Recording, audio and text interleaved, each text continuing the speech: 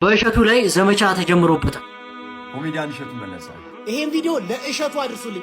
ሙስሊሞች ከሆናችሁ የቪዲዮ ሙስሊም ላልሆኑት እንዲደርስ ስለምፈልግ በደንብ ኮፒ ሊንክ፣ ሼር፣ ዲዩት፣ ሪፖስት በማድረግ እስከ መጨረሻው ድረስ አዳምጡኝ። እሸቱ ምን ቢናገራቸው ነው እንደዚህ የሚሉት? አሁን እኮ ችግር የፈጠሩብን በየቲክቶኩ እየመጡ ቤተ እምነቱ ሳይወክላቸው የቤተ እምነቱ ተቆርቋሪ ነን፣ ተከራካሪ ነን፣ አስተማሪ ነን የሚሉ ሰዎች ናቸው። ምንም የሚያውቁት ነገር የለም። በሚያውቋት ትንሽ ዕውቀት ምንም የማያውቀውን ህዝብ ይማርኩና ተከታያቸው ያደርጉታል። ሲመቻቸው ደግሞ ወደ ራሳቸው ዓላማ ይገነጥሉታል። ሁሉም የሃይማኖት እምነት ተከታይ በዚህ ሰዓት መጠንቀቅ ያለበት ነገር ቤተ እምነቱ አስተምሮ ያልሾማቸው ዕውቅና ያልሰጣቸው እውነተኛ ንግግር ነው የተናገረው። እምነት በስድብ አይሰበክም። ግልጽ ነገር ነው። በስድብ እምነታቸውን እየሰበኩ የነበሩ ሰዎች ነበሩ። እነሱን ተናገረ። ምን አጥፍቶ ነው ዛሬ ላይ እንደዚህ የምትናገሩት፣ እንደዚህ የምትነሱበት?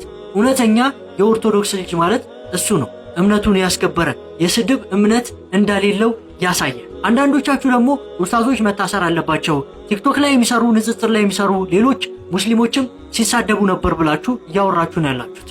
እነዛ ሰዎች ዛሬ ላይ አልተደበቁም። ካጠፉ እነሱ እንዲታሰሩ ማድረግ ትችላላችሁ። ለምን ዛሬ ላይ እፎይ መታሰር አለበት ሲባል ዛሬ ላይ እነሱን ለማሳሰር አሰባችሁ? ከዚህ በፊት ሲሳደቡ ለምን እነሱን ለማሳሰር አላሰባችሁ? ምክንያቱም እነሱ በማስረጃ ስለሚናገሩ ነው። በእስልምና አንድ ሰው ከእስልምና እምነት ውጪ እንዲሳደብ አይፈቀድለትም። እንደዚሁም ደግሞ ኢየሱስንም ማርያምንም እንግዲህ እንዲሳደብ ሙስሊሞች እንኳን አይፈቅድለትም። ምክንያቱም ኢየሱስ የተከበረ የአላህ መልእክተኛና ባሪያ ስለሆነ። እንደዚሁም ደግሞ ማርያምም ንጹህ የሆነች ሴት ነች። ለምን ይሳደባሉ?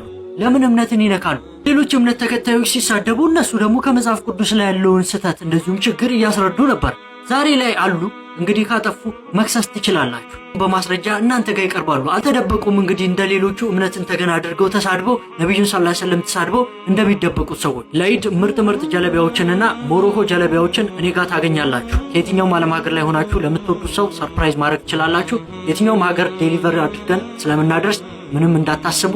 በዚህ ዩዘርኔም ቴሌግራም ላይ አዋሩኝ። ከታች በሚቀመጠውና ባዮ ላይ ባለው ስልክ ቁጥርም በኢሞ፣ በዋትስአፕ ልታናግሩኝ ትችላላችሁ።